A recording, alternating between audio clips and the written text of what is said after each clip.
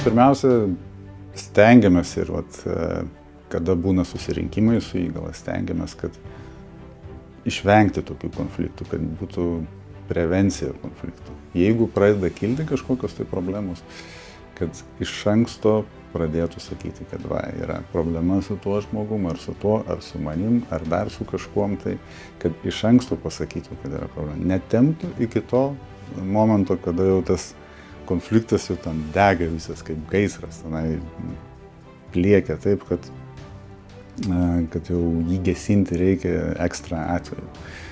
Tai paprastai būna, kad išklausomos visada bus abi pusės.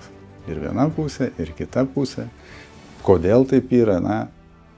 Mes visi esam žmonės ir gali būti tai tiesiog asmeninės savybės, kažkur kažkas nesutapo, kažkas kažkam pasakė, ypatingai jeigu ilgesnį laiką dirba jūroje. Ar namuose kažkas atsitiko. Išsiaiškinam tas situacijas ir dažniausia yra įgulos nariams, priklausomai nuo to, kas galbūt kieno didesnė kaltė yra, sudaromas atitinkamas toks, kaip mes turim veiksmų planą. Sudaromas veiksmų planas, kur yra aš išsakau, vyr padėjėjas išsako, ar kiti šturmanai išsako, kas yra negerai.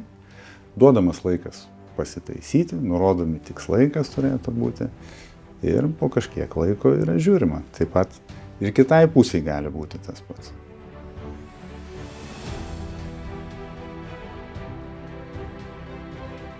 Labiausia man patiko tikriausia plaukioti į Stokholmą.